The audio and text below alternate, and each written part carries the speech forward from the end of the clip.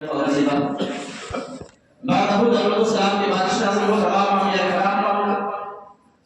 ہمارے نام آخری نبی جناب محمد رسول اللہ صلی اللہ علیہ وسلم پر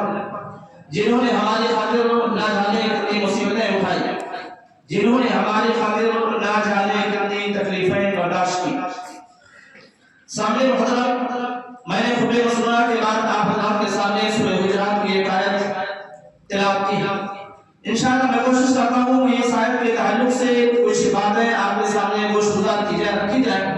اللہ رب العالمین سے دعا ہے کہ الہ العالمین ہمیں کہنے سننے سے زیادہ عمل کرنے کی توفیق عطا فرمائے، آمین۔ سامنے محترم، آج کے اس خطبہ جمعہ کے اندر میں آپ حضرات کے سامنے ایک عظیم شخصیت کے تعلق سے کچھ باتیں رکھنے کی کوشش کرتا ہوں۔ وہ شخصیت کہ جن کو اللہ کے نبی صلی اللہ علیہ وسلم نے اللہ رب العالمین سے دعا کے ذریعے سے مانا تھا، وہ شخصیت جو کہ سابقین اولین میں سے ہے، سب سے پہلے اسلام لانے والوں میں سے ہے،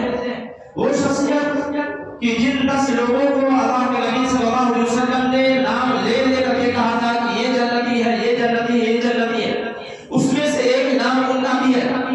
وہ شخصیت کہ جب اس نے اسلام قبول کیا تو اللہ رب العالمین نے مسلمانوں کو مضبوط کر دیا اور اسلام کو مضبوط کر دیا۔ وہ شخصیت کہ جب کچھ بھی زبان کھولتے تھے، بولتے تھے، تو اللہ رب العالمین نے آپ کے دل پر، آپ کی زبان پر حق کو نازل کر دیا تھا، اتار کر دیا تھا۔ یعنی آپ دل کے اندر خواہش کرتے تھے کہ ایسا ہو، پھر اللہ رب العالمین آسمان سے اس بات کی تائید کر کے قرآن کی شکل میں آیت نازل کر دیتا تھا۔ اس شخصیت سے میری مراد حضرت عمر فاروق رضی اللہ عنہ ہے، کیونکہ اس سے پہلے تقریباً 1 مہینہ پہلے میں آپ حضرات کے سامنے حضرت ابو بکر صدیق رضی اللہ عنہ کے تعلق سے کچھ باتیں رکھ چکا ہوں، بتا چکا۔ اس لیے میں نے مناسب سمجھا کہ جو دوسرے خلیفہ ہیں، مسلمانوں کے جو دوسرے خلیفہ ہیں، ان کے تعلق سے بھی کچھ باتیں آپ کے سامنے رکھی جائیں تاکہ ہمیں ان کے تعلق سے بھی کچھ معلومات اور جانکاری ہو جائے۔ اللہ رب العالمین قرآن کریم کے اندر ارشاد فرماتے ہیں ان الذین یغضون اصواتهم عند رسول اللہ، یعنی وہ لوگ جو رسول اللہ صلی اللہ علیہ وسلم کے سامنے اپنی آواز کو پست رکھتے ہیں، آہستہ رکھتے ہیں، اولئک الذین امتحن اللہ قلوبهم للتقوی، یہی وہ لوگ ہیں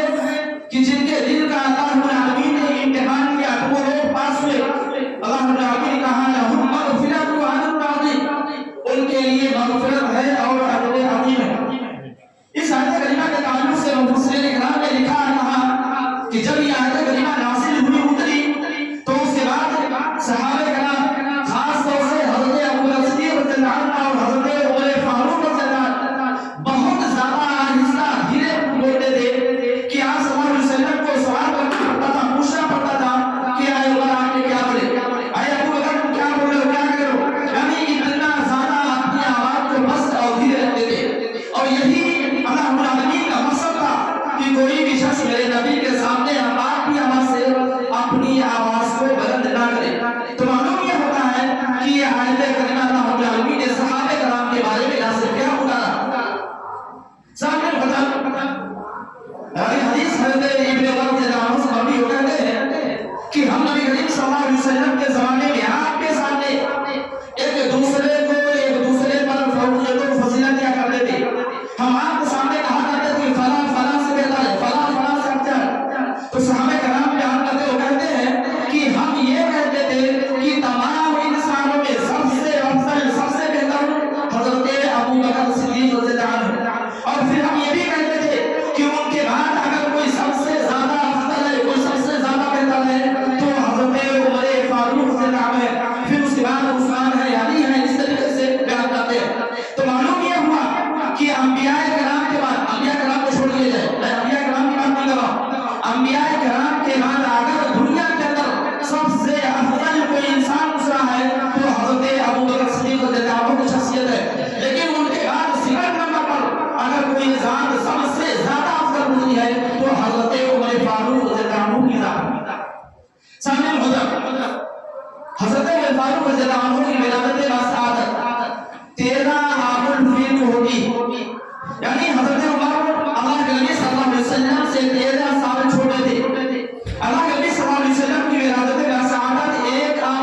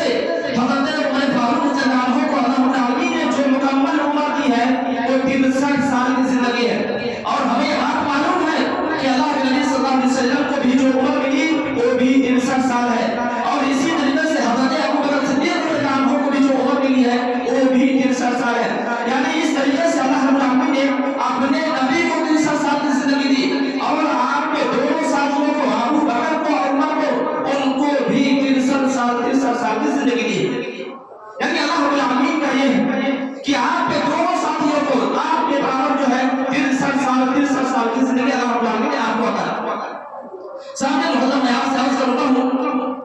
کہ حضرت عمر فاروق رضی اللہ عنہ باپ کے تعلق سے جس خاندان سے آپ تعلق رکھتے تھے وہ خاندان پورے عرب کے اندر سب سے زیادہ معزز، سب سے زیادہ بہترین اور سب سے زیادہ شریف خاندان سمجھا جاتا تھا. یعنی اس طریقے سے آپ یہ کہہ لیجیے یعنی وہ قبیلے بنو علی تھا.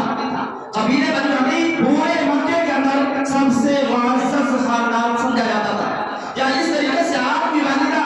مکہ کے اندر جس خاندان سے تعلق رکھتی تھی وہ خاندان سب سے زیادہ امیر ترین خاندان تھا. وہ خاندان سب سے زیادہ پڑھا لکھا خاندان تھا. وہ خاندان سب سے بڑا تاجر خاندان تھا. یعنی اس طریقے سے حضرت عمر فاروق رضی اللہ عنہ کے اندر یہ تمام کی تمام چیزیں اللہ رب العالمین نے بیک وقت رکھ دی تھی کہ آپ جس خاندان سے تعلق رکھتے تھے وہ مکہ کا سب سے معزز خاندان تھا، اور آپ کی والدہ جس خاندان سے تعلق رکھتی تھی وہ خاندان مکہ کا سب سے زیادہ پڑھا لکھا اور امیر ترین خاندان تھا. سامنے حضرت عمر فاروق رضی اللہ عنہ کی کنیت ابو حفص ہے، اور یہ جو کنیت ہے اللہ کے نبی صلی اللہ علیہ وسلم نے آپ کو بذات خود ادا کیا تھا. سب سے پہلے اس کنیت کے ساتھ یعنی ابو حفص کے ساتھ اللہ کے نبی صلی اللہ علیہ وسلم نے آپ کو پکارا تھا. غزوہ بدر کا موقع، اس موقع پر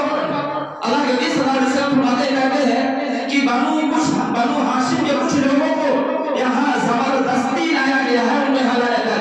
پھر آپ صلی اللہ علیہ وسلم فرماتے ہیں کہ جس کسی کا بنو ہاشم کے لوگوں سے سامنا ہوتا ہے تو لہذا وہ یہ بے شخص ان پر تلوار نہ اٹھائے، ان کو نظر انداز کر دے، ان کو چھوڑ دے. پھر آپ نے فرمایا کہ جس کسی کا سامنا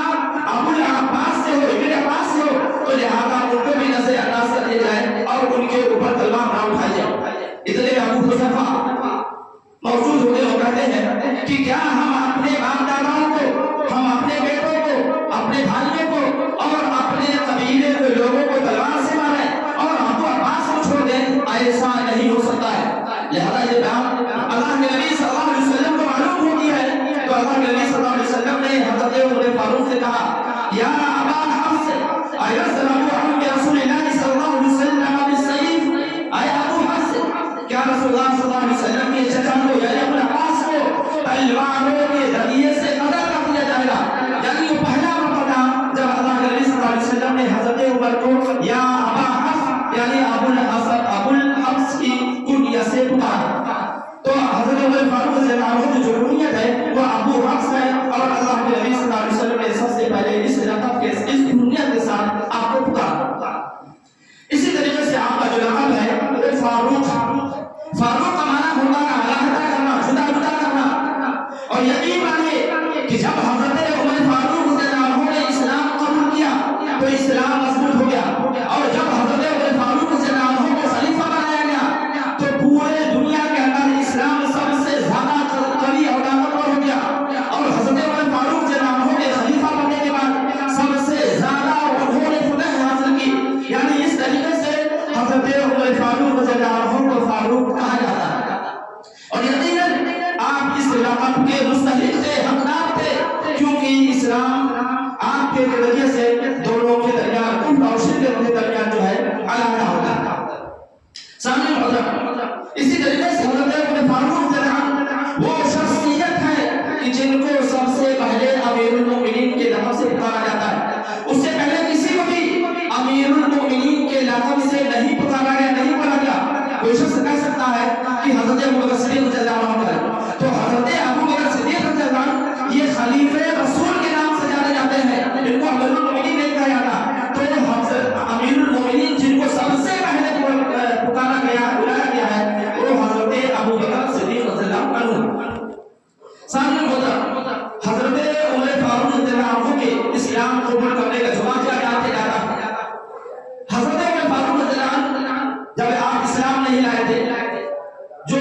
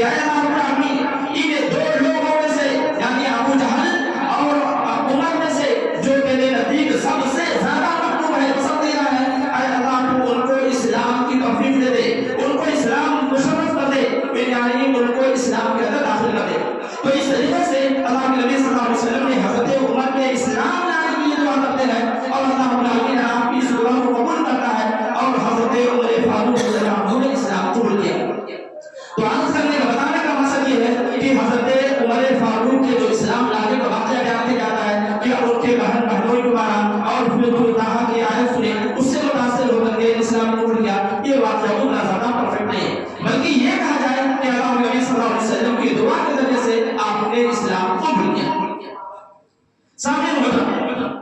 حضرت ابو بکر صدیق، حضرت عمر فاروق رضی اللہ عنہ اللہ کے نبی صلی اللہ علیہ وسلم کی نظر میں بہت زیادہ محبوب اور پسندیدہ تھے. اللہ کے نبی صلی اللہ علیہ وسلم ان سے بہت زیادہ محبت کرتے تھے. یہی وجہ ہے کہ جب آپ کی بیٹی حفصہ رضی اللہ عنہا بیوہ ہو جاتی ہے، ان کے شوہر میں انتقال ہو جاتا ہے، تو سب سے پہلے حضرت عمر فاروق رضی اللہ عنہ حضرت عثمان کے پاس جاتے ہیں اور کہتے ہیں اے عثمان، اگر آپ حفصہ سے نکاح کی خواہش رکھتے ہیں تو یقیناً میں آپ کا نکاح حضرت حفصہ سے کر دیتا ہوں. لیکن حضرت عثمان رضی اللہ عنہ نے کہا ٹھیک ہے، میں سوچتا ہوں، سوچنے کے بعد آپ کو جواب دیتا ہوں. 2-3 دن کے بعد جب حضرت عثمان رضی اللہ عنہ نے حضرت عمر فاروق سے ملے تو کہا کہ ابھی میرا شادی کرنے کا کوئی ارادہ نہیں ہے اور میں بھی شادی نہیں کرنا چاہتا. اسی بات حضرت عمر فاروق رضی اللہ عنہ حضرت ابو بکر صدیق رضی اللہ عنہ کے پاس گئے اور ان سے کہنے لگے کہ اے ابو بکر، اگر آپ میری بیٹی حفصہ سے نکاح کرنا چاہتے ہیں، شادی کرنا چاہتے ہیں، تو میں آپ کا نکاح حفصہ کے ساتھ پڑھا دیتا ہوں، کر دیتا ہوں. حضرت ابو بکر صدیق رضی اللہ عنہ خاموش رہے، کوئی جواب نہیں دیا. اور حضرت عمر فاروق رضی اللہ عنہ حضرت عثمان کے انکار کرنے سے کہیں زیادہ حضرت ابو بکر صدیق رضی اللہ عنہ سے ناراض ہوئے، کیونکہ انہوں نے خاموش رہے اور کوئی جواب نہیں دیا. کچھ دن گزرتا ہے، پھر اللہ کے نبی صلی اللہ علیہ وسلم بذات خود حضرت حفصہ کو نکاح کا پیغام بھیجتے اور عمر سے کہتے ہیں کہ اے عمر، میں حفصہ سے نکاح کرنا چاہتا ہوں، شادی کرنا چاہتا ہوں. پھر حضرت عمر فاروق رضی اللہ عنہ نے آپ کا نکاح حضرت حفصہ کے ساتھ کر دیا. یعنی اس طرح سے حضرت حفصہ جو کہ بیوہ تھی، ان کے شوہر کا انتقال ہو گیا تھا، حضرت عمر فاروق رضی اللہ عنہ نے اللہ کے نبی صلی اللہ علیہ وسلم کے ساتھ آپ کا نکاح کر دیا. آپ کا نکاح ہو گیا. پھر کچھ دنوں کے بعد حضرت ابو بکر صدیق رضی اللہ عنہ کی ملاقات حضرت عمر سے ہوتی ہے. تو حضرت ابو بکر نے عمر سے کہا کہ اے عمر، مجھے معلوم ہے کہ اس دن آپ مجھ سے بہت زیادہ ناراض ہوئے تھے، غصے میں تھے، لیکن یہ اللہ کے نبی صلی اللہ علیہ وسلم کا راز تھا. میں آپ کے راز کو فاش نہیں کرنا چاہتا تھا، میں آپ کے راز کو لوگوں کے سامنے بیان نہیں کرنا چاہتا تھا، کیونکہ اللہ کے نبی حضرت حفصہ سے نکاح کا ارادہ رکھتے تھے اور اس کا ذکر مجھ سے کر رکھے تھے. اس لیے میں نے آپ کا جواب نہیں دیا اور میں خاموش رہا. اگر اللہ کے نبی صلی اللہ علیہ وسلم آپ کی بیٹی حضرت حفصہ سے نکاح نہیں کرتے تو یقیناً میں ضرور آپ کی بیٹی سے حفصہ سے نکاح کر لیتا. تو اس طریقے سے حضرت حفصہ جو بیوہ تھی اور اللہ کے نبی صلی اللہ علیہ وسلم نے حفصہ سے نکاح کیا، یہ حضرت عمر فاروق رضی اللہ عنہ کی محبت کی بنا پر تھا اور کسی وجہ سے حضرت حفصہ سے نکاح نہیں کیا، صرف حضرت عمر فاروق رضی اللہ عنہ سے محبت کرنے کی وجہ سے نکاح کیا تھا. حضرت عمر فاروق رضی اللہ عنہ وہ شخصیت ہے کہ جن کو اللہ کے نبی صلی اللہ علیہ وسلم نے اس دنیا کے اندر 10 لوگوں کو نام لے لے کر کے کہا کہ یہ جنتی ہے، یہ جنتی ہے، یہ جنتی ہے. اسی میں سے ایک نام حضرت عمر فاروق رضی اللہ عنہ کا بھی لے کر کے آپ نے کہا تھا کہ یہ جنتی ہے. راوی حدیث حضرت ابو موسیٰ اشعری رضی اللہ عنہ سے مروی ہے، وہ کہتے ہیں کہ ہم اللہ کے نبی صلی اللہ علیہ وسلم کے ساتھ مدینہ کے باغوں میں سے باغ میں تھے. ہم باغ کے اندر ہیں، دروازے سے کوئی شخص آواز دے رہا ہے. جب وہ آواز آتی ہے تو اللہ کے نبی صلی اللہ علیہ وسلم نے حضرت ابو موسیٰ اشعری رضی اللہ عنہ سے کہا کہ اے ابو موسیٰ، جا کر کے دروازہ کھول دو، افتح لہ وبشر بالجنہ، جا کر کے ان کے لیے دروازہ کھول دو اور ان کو جنت کی خوشخبری اور بشارت سنا دو. حضرت ابو موسیٰ اشعری رضی اللہ عنہ دروازے پہ جاتے ہیں، دروازہ کھولتے ہیں، دیکھتے ہیں کہ ابو بکر صدیق رضی اللہ عنہ ہے، لہذا آپ نے ان کے لیے دروازہ کھول دیا اور جنت کی بشارت سنائی. حضرت ابو بکر صدیق رضی اللہ عنہ اس بشارت سے بہت زیادہ خوش ہوتے ہیں اور فوراً کہتے ہیں الحمدللہ، یعنی آپ نے اللہ رب العالمین کا شکریہ ادا کیا. پھر تھوڑی دیر کے بعد دروازہ کوئی اور شخص کھول آتا ہے اور پھر اللہ کے نبی صلی اللہ علیہ وسلم نے کہا کہ جا کر کے ان کے لیے بھی دروازہ کھول دو اور ان کو بھی جنت کی خوشخبری بشارت سنا دو. حضرت ابو موسیٰ کے دروازے پہ جاتے ہیں، کھولتے ہیں تو دیکھتے ہیں دروازے پر حضرت عمر فاروق رضی اللہ عنہ ہوتے ہیں. لہذا ان کے لیے دروازہ کھولا اور کھولنے کے بعد آپ سے کہا وبشر بالجنہ، اور آپ کے لیے جنت کی خوشخبری ہے، بشارت ہے. حضرت عمر فاروق رضی اللہ عنہ بھی اللہ رب العالمین کا شکریہ ادا کرتے ہیں، الحمدللہ ہوتے ہیں. پھر اس کے بعد حضرت عثمان غنی رضی اللہ عنہ ہوتے ہیں، ان کو بھی جنت کی خوشخبری سنائی جاتی ہے، بشارت دی جاتی ہے. میرے بھائی، عرض کرنے کا بتانے کا مقصد یہ ہے کہ اس دنیا کے اندر نام لے لے کر کے اللہ نبی صلی اللہ علیہ وسلم نے حضرت عمر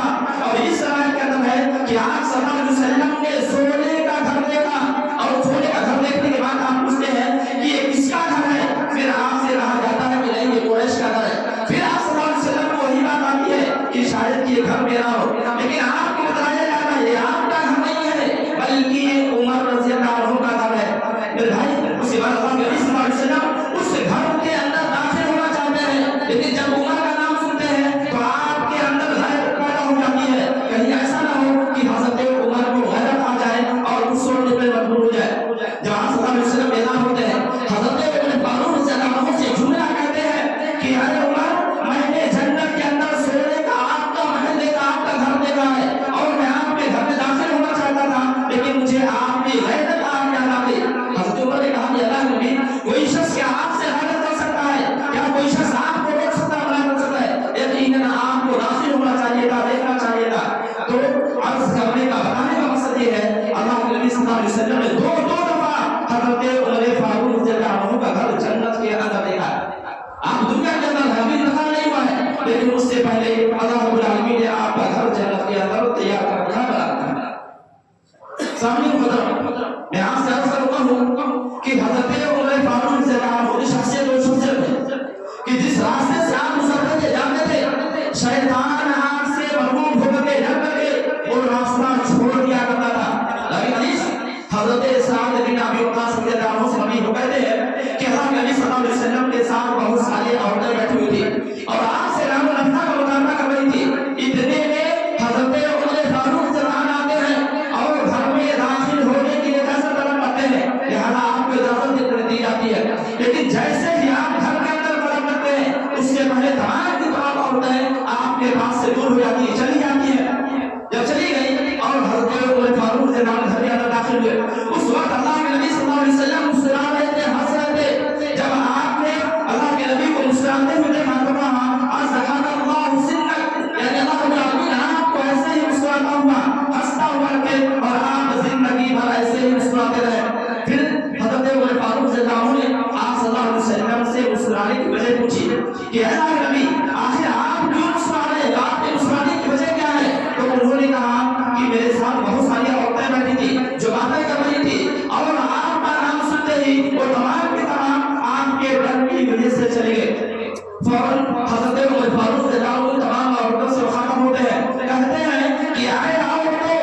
اے اپنی جان کی دشمنوں، تمہیں اللہ کے نبی صلی اللہ علیہ وسلم کو میرے سے زیادہ ڈرنا چاہیے، تم لوگ مجھ سے ڈرتے ہو اور اللہ کے نبی صلی اللہ علیہ وسلم سے نہیں ڈرتے ہو۔ فوراً عورتوں کی جانب سے جواب دیا جاتا، کہا جاتا ہے کہ اے عمر، جو کہ آپ بہت زیادہ سخت دل ہے اور آپ بہت زیادہ روزہ کمانے والے ہیں، اس لیے آپ کے ڈر کی وجہ سے نہ ڈرا۔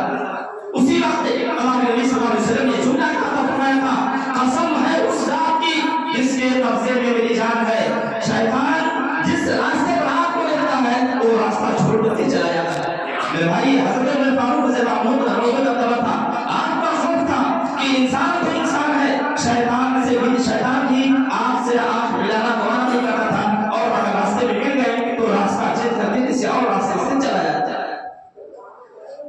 جیسا کہ میں نے آپ کے سامنے عرض کیا تھا کہ حضرت عمر فاروق رضی اللہ عنہ وہ شخصیت تھی کہ آپ جو کچھ بھی بولتے تھے اللہ رب العالمین نے آپ کے دل پر، آپ کی زبان پر حق کو نازل کر رکھا تھا۔ آپ کسی چیز کی دل کے اندر خواہش کرتے کیسا ہو جائے، اللہ رب العالمین آسمان سے قرآن کی آیت نازل کر کے آپ کی اس خواہش کو پورا کر دیتا تھا۔ جیسا کہ مقام ابراہیم ہے، وہ پتھر جس پر حضرت ابراہیم علیہ السلام نے کھڑے ہو کے کھانے کعبے کی، حضرت عمر فاروق رضی اللہ عنہ نے خواہش کی، چاہا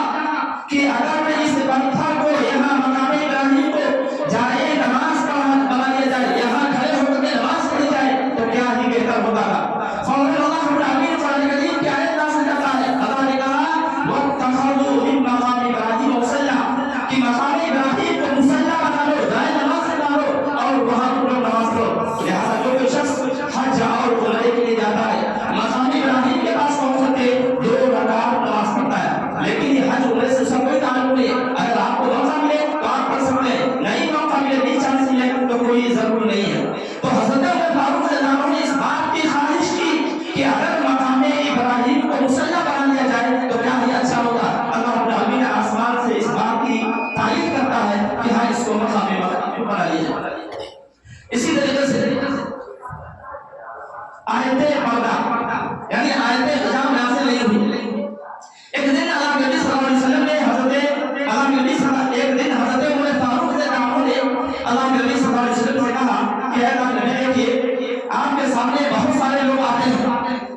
अच्छी होती है, किसकी नीयत बुरी होती है, हमें मालूम नहीं है। लिहाजा आप अज़वाजे मुतहहरात को पर्दे का हुक्म दें। उससे पहले अल्लाह रब्बुल आलमीन पर्दे का हुक्म नहीं नाज़िल किया है। हज़रत उमर फारूक रज़ियल्लाहु ये इज़हार करते हैं कि अल्लाह के नबी आप अज़वाजे मुतहहरात को बोल रहे कहें कि वो पर्दे से रहा जाए, क्योंकि आने वालों की नीयत हमें मालूम नहीं है। उसके बाद अल्लाह रब्बुल आलमीन की आयत करीमा नाज़िल करता है, व इज़ा सअलतमुहुन्ना मताअन फस्अलूहुन्ना मिन वराइ हिजाब, कि जब तुम अज़वाजे मुतहहरात से किसी चीज का सवाल करो, कोई चीज मांगो, फस्अलूहुन्ना मिन वराइ हिजाब, तो पर्दे के पीछे से उनसे सवाल करो, उनसे पीछे। तो मैं भाई आपसे मैं ये चाहता हूँ, बताना ये चाहता हूँ कि उससे पहले अल्लाह रब्बुल आलमीन ने आयत पर्दा नाज़िल नहीं किया है, पर्दे का हुक्म नाज़िल नहीं किया है। लेकिन हज़रत उमर फारूक रज़ियल्लाहु ये बात कह रहे हैं कि अगर आप अपनी औरतों को पर्दे का हुक्म दें, फिर अल्लाह रब्बुल आलमीन आयत करीमा नाज़िल करके औरतों को पर्दा करने का हुक्म देता है। ये है हज़रत उमर फारूक रज़ियल्लाहु अन्हु की ज़बान, ये है हज़रत उमर फारूक रज़ियल्लाहु अन्हु की ख्वाहिश, जो कि अल्लाह रब्बुल आलमीन ने आपके ज़ुबान पर हमल किया। मेरे भाई, इसी तरीके से हर दफा आपके अज़वाज मोहतरमा अल्लाह के नबी सल्लल्लाहु अलैहि वसल्लम के पास जमा होती है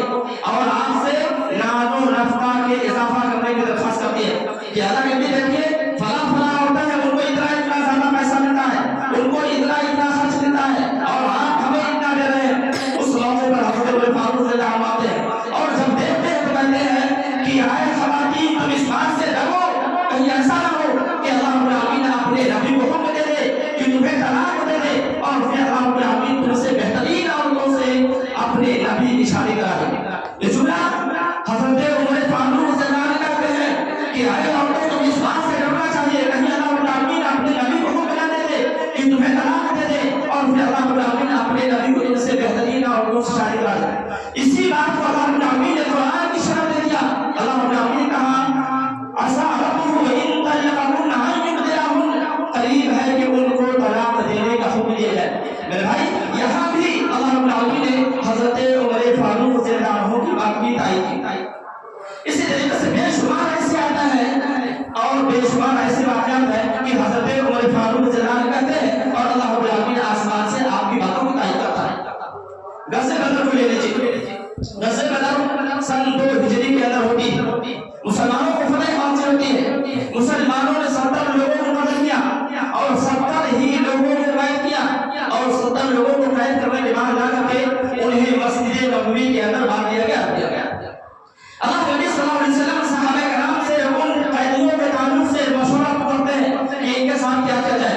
आप सबसे पहले हज़रत अबू बकर सिद्दीक़ रज़ियल्लाहु अन्हु से पूछते हैं कि अबू बकर, इनके साथ क्या किया जाए। हज़रत अबू बकर सिद्दीक़ रज़ियल्लाहु अन्हु ने मशवरा दिया, कहा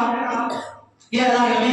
ये तमाम के तमाम हमारे अपने रिश्तेदार हैं। कोई आपका रिश्तेदार है, कोई अबू बकर का रिश्तेदार है, कोई उमर का रिश्तेदार है, कोई अली का रिश्तेदार है, तो कोई उस्मान का रिश्तेदार है। ये तमाम के तमाम हमारे खुद अपने रिश्तेदार हैं। अल्लाह के नबी, ऐसा कीजिए कि इनको फिदिया लेकर के छोड़ दीजिए और जो हम लोग पैसा लेंगे इससे हमारी हालत मजबूत होगी और हमें आइंदा किसी जंग की तैयारी करने के लिए आसानी होगी। और अगर हम फिदिया लेकर के एहसान लेकर के छोड़ देंगे तो कि ये लोग फिर बाद में इस्लाम भी कबूल कर ले। हज़रत अबू बकर सिद्दीक़ रज़ियल्लाहु अन्हु का ये मशवरा था कि फिदिया लेकर के इनको छोड़ दिया जाए। जब अल्लाह के नबी सल्लल्लाहु अलैहि वसल्लम हज़रत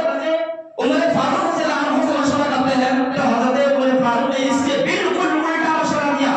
और हज़रत उमर फारूक रज़ियल्लाहु अन्हु कहते हैं कि अल्लाह के नबी, जो कोई जिसका रिश्तेदार है उनको उनके हवाले कर दिया जाए, यानी जो मेरा रिश्तेदार है मेरे हवाले कर दिया जाए, जो अबू बकर का रिश्तेदार है वो अबू बकर के हवाले कर दिया जाए, जो उस्मान का रिश्तेदार है वो उस्मान के हवाले कर दिया जाए और जो कोई अली का रिश्तेदार है अली के हवाले कर दिया जाए और हर कोई शख्स अपने ही हाथों से अपने रिश्तेदारों का कत्ल करे।